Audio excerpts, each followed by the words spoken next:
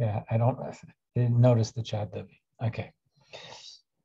Number 8, olive oil for illumination in the candelabrum, and spices for the anointing oil and for the incense offering.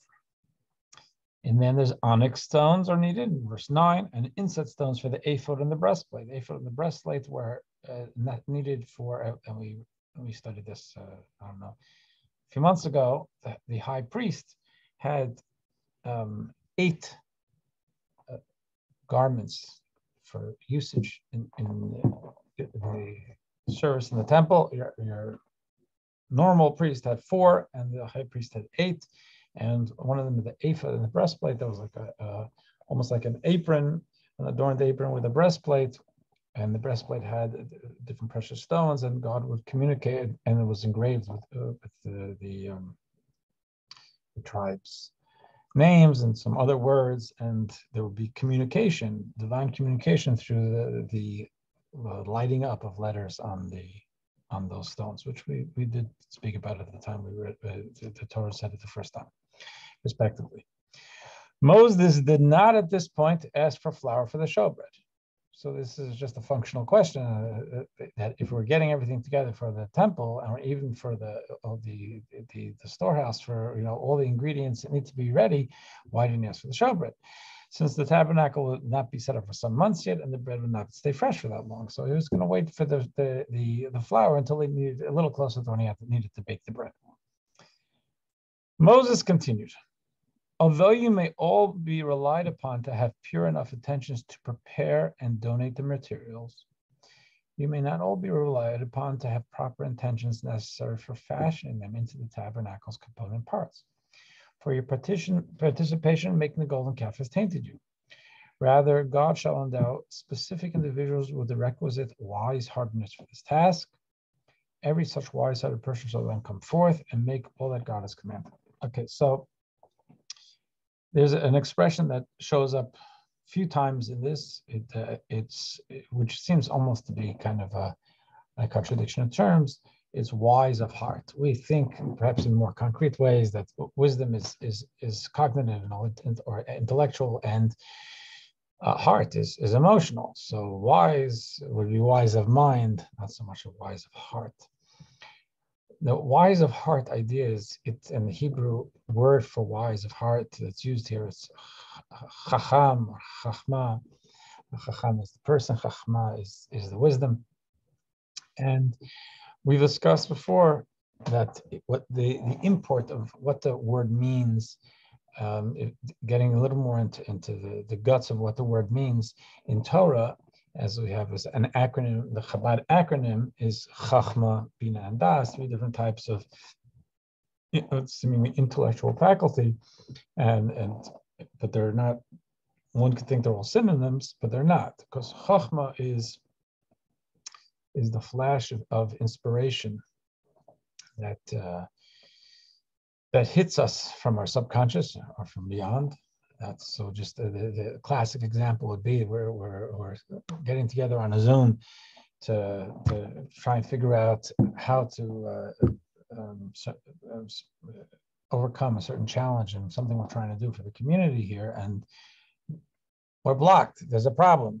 It seems insurmountable to us, and one of you is thinking, trying to plumb their idea well, because on the conscious level, we just don't have an answer. And then all of a sudden, an idea hits you. The idea hits you. It's very common to say, shh, I think I have something. The reason we say, shh, I think I have something is we don't really have it yet. It's just, it's coming in. It's not, what you know, but you don't know this yet. You don't own this information yet. It's just somehow coming in from the subconscious. And when you tackle the idea, you flesh it out, and you understand it, and then no one can distract you from it. Noise won't, and that's the second stage. Is called Bina, and then Das is how we connect with the idea. But Chochma is it's the top of the heap, in the sense that's the beginning of this type of understanding. But it's intuition. It could be inspiration. Faith is connected with Chochma, because it's something that it's not totally within our logic. It's coming from beyond us, within us, but beyond us, more the subconscious, the soul. So chokhmah, a person who has this idea of chokhmah has a certain sense of guidance, of reverence, of an awareness of something that's beyond them, because like inspiration, like faith, or like this idea coming from some idea. Well, you have no idea you don't know where it came from, but you were just racking your brain and it came from somewhere. There's something beyond us. So the idea of being a chacham lev, which means a wise of heart, means that while we do have emotions, and we all have emotions, and we're emotional beings, and emotions are good. The idea of emotions is good, because is good for us in being who human beings can be and need to be. Sometimes emotions get us into trouble, because when emotions drive the bus without a proper North Star, a moral, logical, rational North Star, emotions are a great energy and great bonding, but we have to be pointed in the right direction. And pointing in the right direction is not emotion. The traffic controller should be our logic, our sense of morality, our priorities, and so on. And again, anybody struggling with a diet will know that I want to have that, and my mind says don't, but it depends. Sometimes I'll do it anyway. So it's and that's just an example for life. Life is like that in general. Can I ask you a question, Rabbi? Sure. With regards to that issue? Mm-hmm. I know that you've given a course on it, and you've talked about extreme circumstances in the. I'm sorry, it's hard to concentrate with the ringing of the. I'm sorry. No, I understand. I understand. I'm trying to start video. Okay, is it working? I think I just found out. I'm in the dark right now. When you talk about the issue of having high standards and not compromising your values, right? I didn't use those words, but let's say, go ahead. Like a higher standard of living, which should keep you straight and on the straight and narrow. Yeah, all right. Higher thinking, yeah. Higher thinking. Yet, and this is the extreme, of course, with Jews who were put into situations where they thought that to stay alive, I forget what that syndrome is called, where they become part of the evil force, in the camps where they were choosing who would die, who would live. Stockholm syndrome? Yes. Stockholm. Yeah. But, people struggle with that, right? They go to shul, and those are daily struggles, which aren't really discussed openly, right? Or generally, people struggle with their own moral compass. Does that make us failures as Jews, guaranteed to go to hell? I mean, people who people are struggling. Let's say, I'm a lawyer. I do divorce law, with affairs, for instance, or involved in other lascivious activities, or not being honest in business. These are real struggles. And someone who has to go to shul has to face those struggles, yet they go back and do the same thing over and over again. It's, the foundational book of Chabad thought is called Tanya. And the author was a very saintly spiritual master. He wrote a book that he called Sefer Shel Beinonim, the book for average people, normal people. Breaking it down into the righteous, the wicked, and then normal people who kind of have a mixture of everything. And he writes that book because he says that's the normal, that's the norm. And he said the way God created us is to have this struggle. And he writes very clearly that the idea that if a person is sitting in davening, or they wake up in the morning, whatever, and they have an impulse to do something wrong, they shouldn't think necessarily that makes them bad. The impulse is not going to make them bad. It's the question is what they do with the impulse.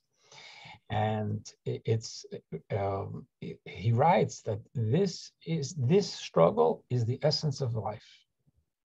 And it should not disappoint us. It should not get us down that, oh my gosh, I'm still struggling. Some struggles we will be able to get a grip on, and there will be other struggles. And there'll be nuances in the struggle. For most of us, struggle is a part and parcel of our daily lives, and not struggling can be, God forbid, more likely, it's almost like it's God forbid, it's a sign that we don't really care anymore. So we're not even struggling to do the right thing. For most of us, it's a struggle, and we have a conscience. Then we'll be aware that part of our personality, as God gave it to us, is going to have an impulse more towards its self-gratification, self-indulgence, laziness, things like that. It doesn't mean that, there are certain impulses, that where they should be out of bounds. And if someone told me they have an impulse towards something like pedophilia, I would really suggest that they speak to a professional about that, because you can't just say, well, that's just deal with it, because that's an unhealthy impulse. But a lot of the other things we do is there are impulses which are developmentally understandable. They're humanly understandable. They're wrong. We shouldn't do it. We shouldn't indulge ourselves. We shouldn't fantasize about it even, because it makes it much more real. But the fact that a thought or an impulse comes into our minds it just reflects on us that we have a weak subconscious, which God gave us. The trick of, or the real primary struggle, as laid out by Rabbi Zalman and Netanya, is that to recognize them immediately, and to move our concentration and our thoughts to something more constructive, and not just to sit and wallow and think about something that we want to do, which is wrong. Even if we don't do it, we still need a spiritual shower after thinking about and putting our mind and our hearts and our emotions something where we shouldn't be. But the fact that it came into our heads, we can't control that. So for most of us, it's only when it's, we've cleansed that area of the subconscious. So, if you think about it in very much more normal human terms, if someone was living on French fries and hot dogs and burgers until they were 30, and then after a doctor gives them some news and says, this is not good for you, and they take that seriously and they start eating healthily, at a certain point they've shifted where their feelings are, even their subconscious feelings. And it's not like they're going to see a hot dog and say, I love it, but I can't have it. Or the French fries, I love it, but I can't have it because of what my doctor told me. They'll look at it and say, that's bad for me. And they frame it in that way. And they see it, it's not like their friend that they can't have. It's their enemy. They see it as something that's destructive for them. And so then there's no even subconscious pull to it. And if to the truly righteous, anything wrong they see as spiritual poison. So it's not that they want it. They see it for what it is and say, oh my gosh, that's terrible. For most of us, we see that how on the outside of it, it's alluring, and it sizzles, and then we say, oh no, I can't have it. But the instinct is more on the superficial level, and but again, that's normal. But once the mind recognizes and says, I have an impulse there, but it's wrong. It's spiritually wrong. So that's the struggle. Are we able to get past it? Not able to get past it? Are we able to redirect ourselves? Are we able to refrain from actually doing it? Everybody has that struggle, Barbara. The person goes to shul, person doesn't go to shul. Everybody has it. It's just the details are different, but everybody has that struggle, and that means we're alive. Doesn't mean what? It means we're alive. Alive. Okay. So, so here we were doing number 10, and Moses makes an interesting comment here that God will endow specific individuals with the requisite wise-heartedness for this task. Because what I was saying before is that wise-heartedness means that there are people who have a sense, they have a heart, they have the emotion, but it's within the rubric of the wisdom. They I guess kind of where Barbara was going before. They're not. They know better than to allow their heart to go in a certain direction.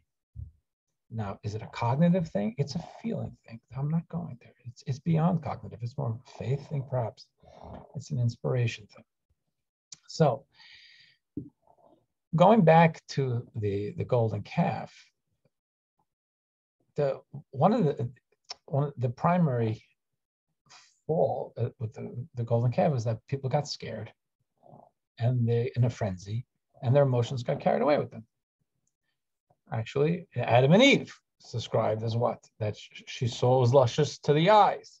They really wanted it. It was a desire. It was an emotional thing, and it got unplugged from their rational self and their moral code, and therefore it was something that it went off the rails. So here, God says. So first of all, there with the golden calf, the women did not partake. And in many ways, what they're saying, and it's going to come up here also, is that they had the inspiration to understand that they couldn't argue rationally against why there's no reason to be scared, or they didn't. And maybe they also felt that impulse. Were like, what happens? Moses is not here. But they didn't go in that direction.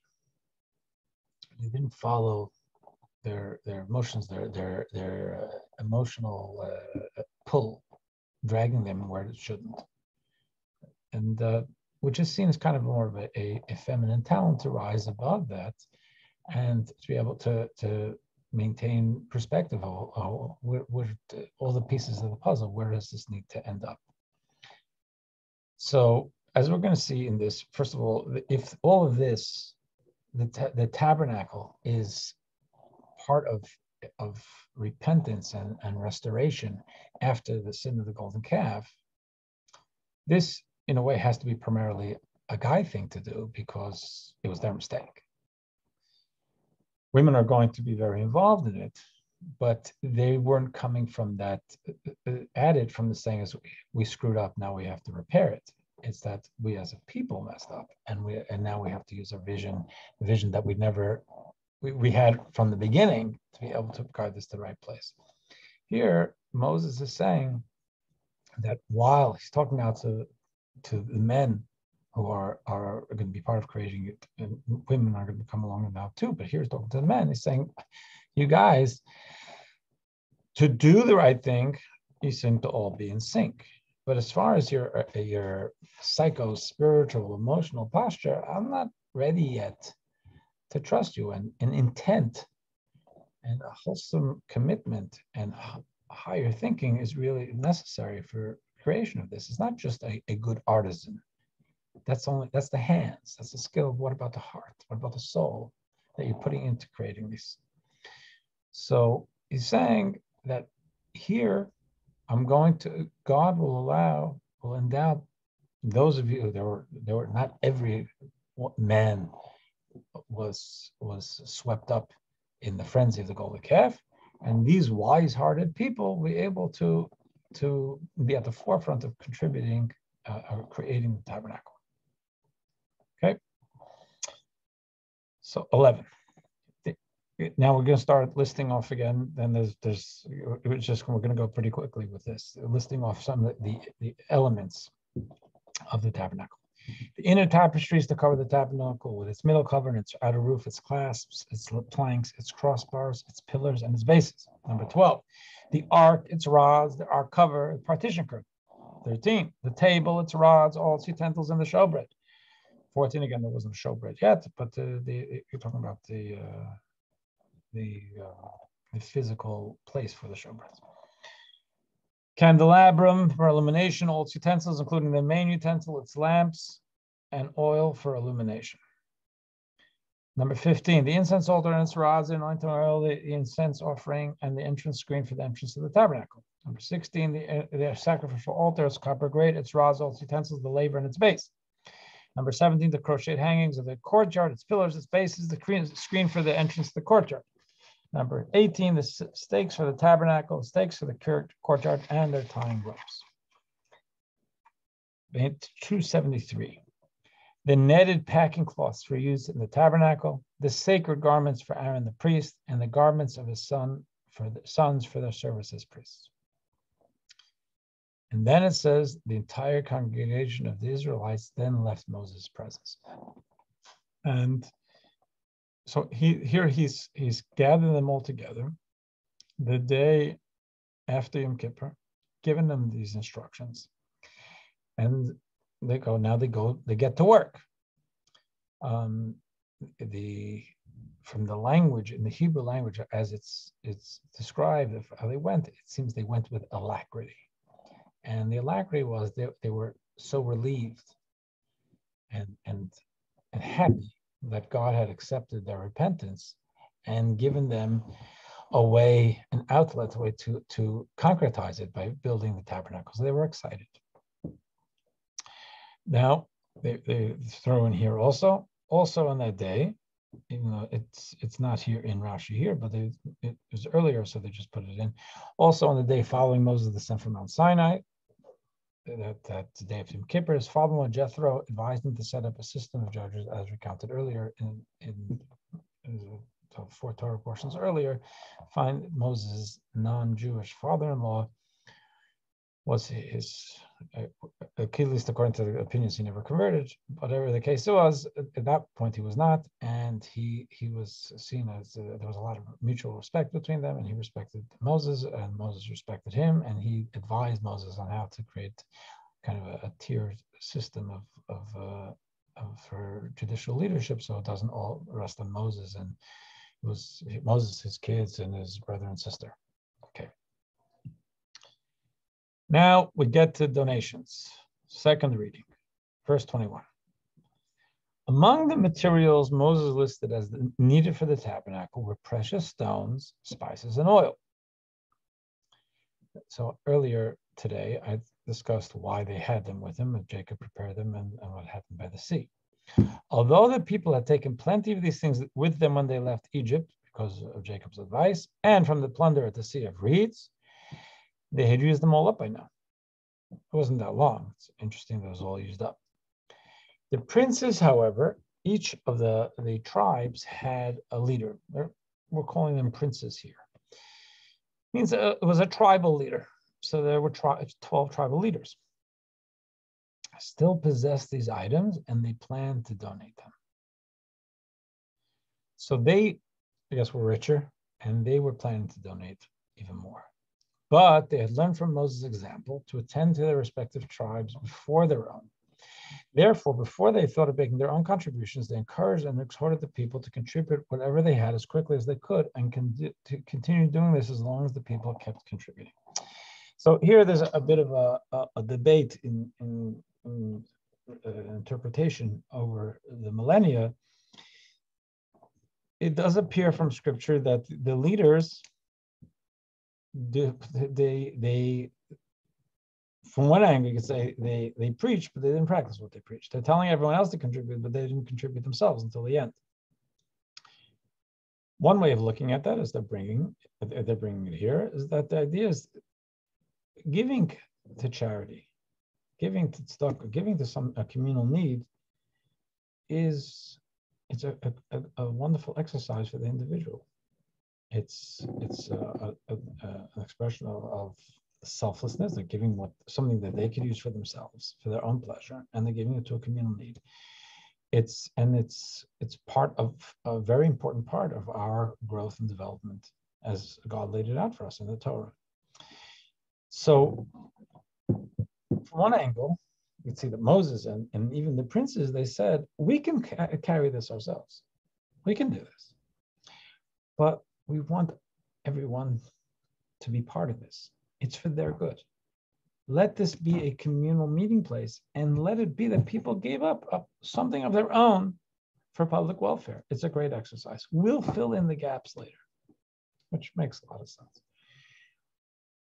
There's another take on it, looking at it, and you can really, you can combine them a little bit, is that later on they're criticized for it.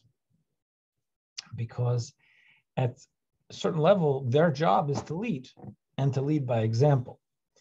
And for their example to be standing back and not giving, no matter, even despite the fact that they're telling other people to give, is not really sufficient. They need to lead by doing. So here we say that they stood back and they waited. The criticism which will show up here will maybe that standing back and encouraging the Jews to contribute because it was good for them, that's an important leadership thing for them to do. But an element of that leadership should have included them doing something for them of their own, giving something of their own, leading the charge on that, and then standing back and not paying for everything, waiting, letting other people partake, but not as far as the actual giving, not standing totally on the sidelines. Doesn't come up here in the bolded, in the non-bolded, but it's going to show up. Thus, everyone whose heart uplifted him came forward, and everyone of generous spirit brought a contribution for God, for the labor of the tent of meeting, and for all its service, and for the sacred garments. And here the idea is also that everyone came, so the heart uplifted them. That the idea is that because our sentiments, as I said before, our emotions are critical to leading healthy human lives. But where our emotions go isn't always the way the healthiest place to go, and sometimes we have to guide them. One of those is when it comes to sharing or generosity or charity, whatever word we want to use. There are some people who have a more natural desire and ease and feel good about the idea that there's something other people benefiting from their resources. For some people, it's much more difficult, and I think we probably encounter that in life. People will know. Sometimes it's based on education. Some people have it, and people that will tell it to me. It's just not the way I grew up, and why would I give away something of mine? Which is, it's a perspective, but it's good people. But idea of generous with their things, it just doesn't necessarily resonate. And for some people, it is very resonant. Here, we're saying that the people who came to the forefront, so their heart uplifted them. Their emotions actually brought them to a good place. Their emotions weren't, oh no, they want mine. They're coming after me for my resources, for a contribution. Their heart uplifted them, and they were moved by a generous spirit. And again, some of these things, it is what it is. And for a person who feels very comfortable and happy sharing the $100 for American Cancer Society, and their neighbor really can't stand it and doesn't know why they'd have to do it, but they're doing it anyway because they heard that God set sharing as a value for humanity.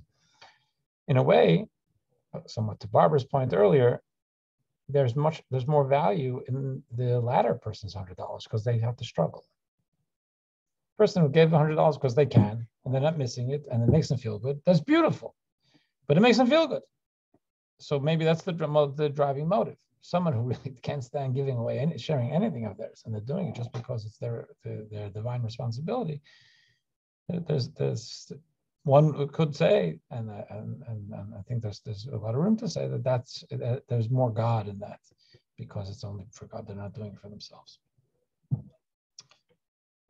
Not that it's bad to have a generous nature, but we want to be able to try and not do it only because we have generous nature, or make space for God. Generous nature is a good thing. Okay, 22. Although the women were exempt from the obligation to donate, so they were exempt from the obligation to donate because they weren't part of the problem. The mitzvah was directed at the men, and also because this was a time-bound mitzvah, and women are exempt from time-bound mitzvahs. They did so nonetheless. So they came forward. However, since I don't like the way they framed this, they worded it exactly, but since they couldn't donate their household property without their husband's knowledge and consent, you're giving family property, you got to have, you can't just just run and make out a check. You want to let your spouse know. The men accompanied the women when they brought their donations, so it would be clear to the treasurers that they consented to the wives' donations. There was from this perspective and Sarashi perspective, there would have been suspicion on the part of the treasurers, the fundraisers. Women obviously had a clearer perspective on all this. They didn't make the problem to begin with. So here, they when it came to this, because they saw the value in it, they might have ignored their husbands or even not consulted with them because, look, last time we let you do something, you messed it up, and just come and made out the check on their own. That wouldn't have been appropriate. So the men accompanied the women to say, it's not just them. We screwed up once, but we're not doing that again. We're into this, and we're backing this up. But it does look, the language of the Torah, and it's even in English also, it's the men accompanying the women. As much as the men regretted what they did and were happy at the opportunity, this was kind of a woman driven. It was primarily the women bringing and the men accompanying. All those who were generous of heart brought bracelets, finger rings, and chastity belts, gold objects of all kinds, as well as those who donated a wave offering of gold to God. They did not have enough gold for all that was needed to construct the tabernacle and its furnishings, but they gave whatever they could, even their personal jewelry. Let's take a look at the Hasidic insights. Bracelets, nose rings, finger rings, and chastity belts. The great Spanish Torah commentator, Rabbi Avram Even Ezra, translates this list of items slightly differently. He has earrings, nose rings, finger rings, and bracelets. Allegorically, this list of items the women donated toward the construction of the tabernacle alludes to the 4 ingredients of proper child rearing that all parents must contribute in their efforts to raise Jewish children who will transform the world into God's home. So if you think about it this way, the women are rushing forth to bring ingredients, materials to create the tabernacle. They had been creating tabernacles in their tents, creating Jewish homes. That's a tabernacle. And the 4 elements that ingredients that we bring here, physically, they reflect 4 elements that they introduced psychologically and spiritually into their homes. What does earrings represent? Parents must hearken, hearing, to the Torah's instructions as well as of their generation's Torah sages in all aspects of their educating their children. Also, they must listen carefully to their children's conversations with their peers and among themselves, for children learn how to talk from their elders' example. If something is amiss in how they speak, it means something is amiss in how their role models speak. This is something that's critical in all communities. If you can have a Friday night Shabbos table every Friday night, which is amazing. It's a mitzvah. It's great. But if the kids hear at the Shabbos table, the adults speaking between themselves and joking about different people, saying negative things about different people, they've contaminated a Shabbos table. Or that could be a regular dinner table too, Tuesday, and anytime. So kids learn from how adults speak. And what he's saying is we need to listen. So we listen to guidance. We need to listen to how our children speak and listen with a curiosity to see what's behind the words. And we have to listen to how we speak. I have there's a rabbi, a senior rabbi, I call sometimes when for my more halachic questions, and his son told me, he said, when I grew up, every one of my teachers was describing my father as probably one of the smartest guys I ever met, or smartest women I ever met. He said they had criticisms of our school, but they never let us know. And I can see that it's you want your kid to respect the teacher, even if there's something that you feel needs to be taken care of. Speak to the teacher, speak to the principal, do what you got to do, but don't undermine the kids' respect for a teacher, because it'll end up hurting the child. Nose rings. Parents must develop a keen sense of smell to determine if their children's friendships with other children are beneficial. So this translates better in the Hebrew or the Yiddish, but the idea of a smell is not tangible, but you get a feeling. It's something there's a fragrance, and be able to sniff around, be able to make sure that things are not only in the concrete. Things okay with our children, what they're doing with their life, spending time on PlayStation, whatever it is, take a whiff. Finger rings. Parents must point their children to the proper path by explaining to them gently and convincingly how worthwhile it is to adhere to the Torah's teachings and how detrimental it is to follow improper paths. With finger rings is alluding to the idea that the pointing, making sure that we give direction to our children. We'll go to verse 23. Whoever had turquoise, purple, or scarlet wool, or linen, or goat hair, or red dyed ram skins, or tachash skins, I spoke about tachash before, brought them despite the extra trouble it took to dye the wool and ram skins. This is what God had wanted.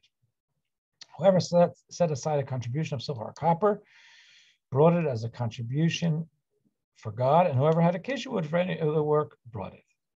The women, however, did not merely bring raw materials. Since they were not involved in making the golden calf, they could be relied upon to have the proper intentions, even in fashioning them into the tabernacle's components, which was what I said before. Before we were talking about that there even could be some men who are trustworthy, but then we get back to the women, which they had never given any reason to doubt them.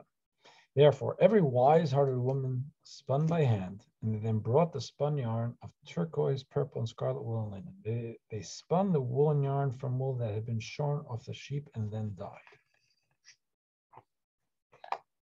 Now to 274. Oh, you know something? I'm sorry. I thought they'd ended there. The Chassidic insights.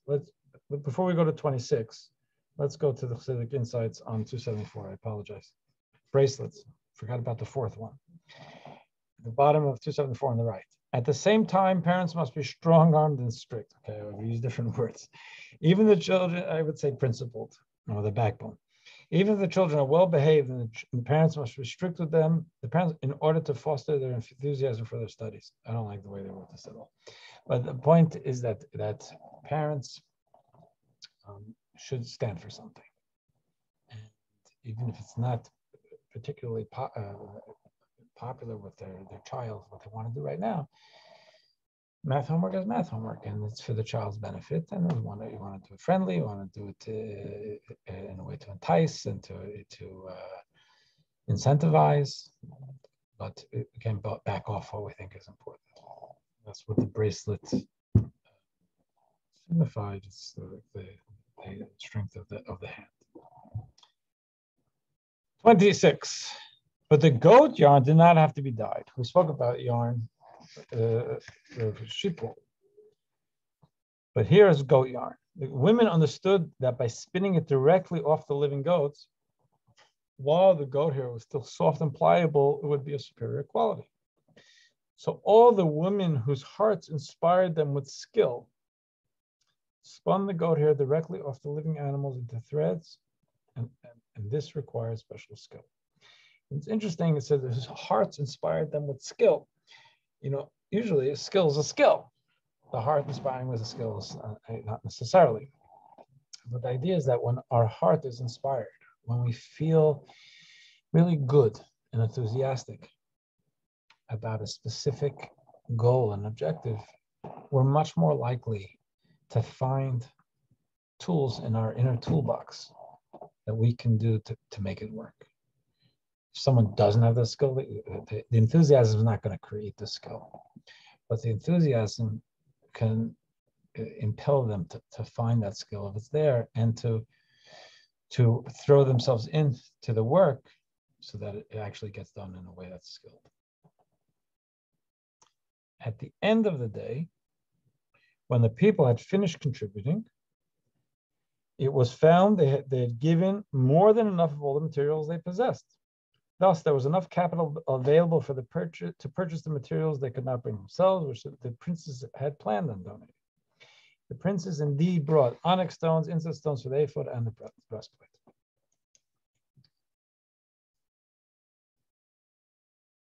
Now here it says, verse 27, still smacked of laziness, but there was no laziness here.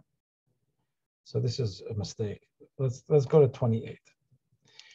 As in the verse, as well as the spice and the oil for illumination, for the anointing oil, and for the incense offering.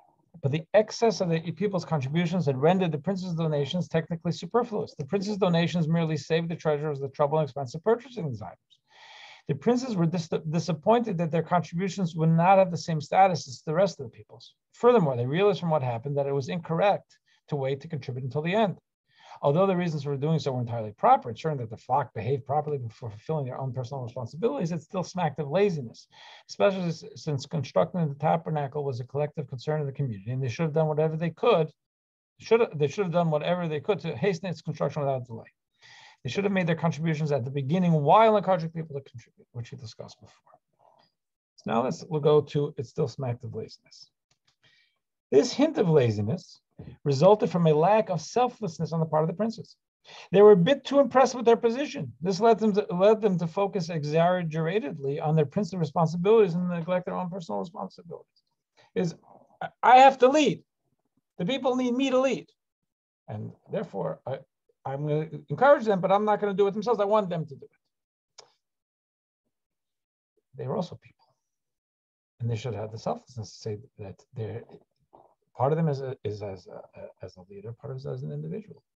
And part of leading is to show as an individual what an individual should do. We all must learn from the prince's error in judgment.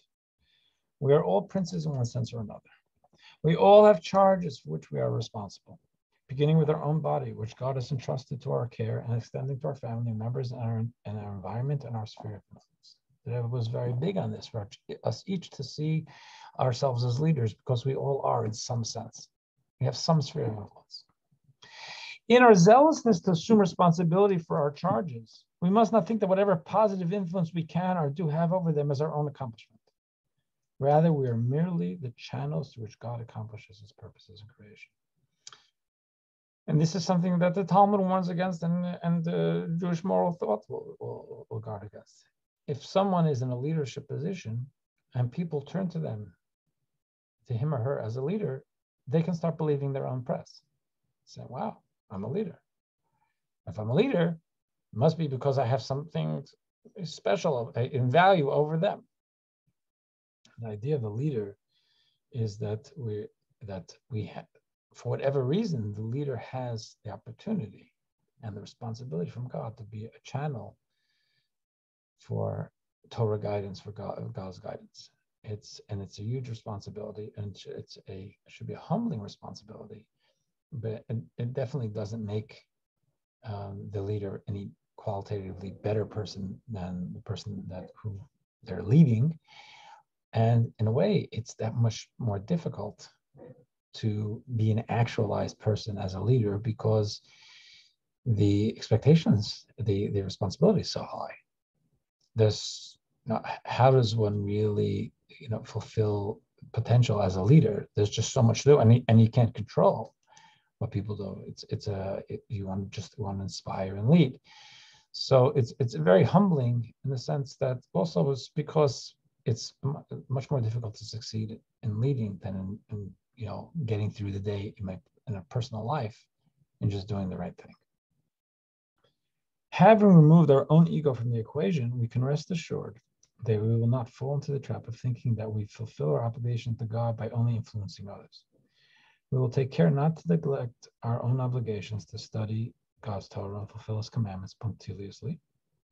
In this way, we will do our full part in making both our own lives and the lives of others into God's earthly sanctuary, thereby hastening the restoration of God's temple and the advent of the Messianic future when all the world will again be God's true home. What we're saying is that in a Torah vision, profile of leadership, that there has to be an extra dose of humility. And that's the only way to succeed, to be able to put oneself to the side and focus on what needs to get done and throw oneself into the work. The moment one starts getting impressed with oneself is probably the moment they should step out of leadership, I guess. Any questions? Guess not. Well, I was just going to say, I think some people can still be impressed with themselves. And I mean, they may not be as good a leader as they would have been, but I've had like bosses who, are nice people, and I've had bosses who weren't nice people. And sometimes the not as nice people happen to be able to get certain kind of things done, Debbie, I agree. And also, first of all, even if they're impressed with themselves, if they're in a position to get something done, they should get it done. They really shouldn't step out of leadership. But I think that just because someone wasn't a nice person doesn't mean that it was ego. It means that they weren't sensitive maybe to people's feelings, but it could be that they put the job and the objective first and foremost, and they worried less about your feelings because they wanted to get it done. So in that sense, it's not about them and they're being impressed with their office, but that they're focused on the company or the firm's objectives. I think what it's saying is, and again, I'm not telling anyone to leave leadership in any direction, but the more it's about us, the less it's about the objective, the less it's about the people. And the less it's about the people and the objective, the less effective job we're going to do. Yeah, that's a good point. But if they're focused on it, and right, that they don't get distracted by the power aspect and just think about what they can do instead. Yeah, I've seen enough people in leadership positions. Once the power aspect comes into play, it's very hard to reconcile that with actually the objective, with the mission statement, and it almost always goes off the tracks. Yeah, agree. Yeah. Be well. Have a great week. Thank you. Bye.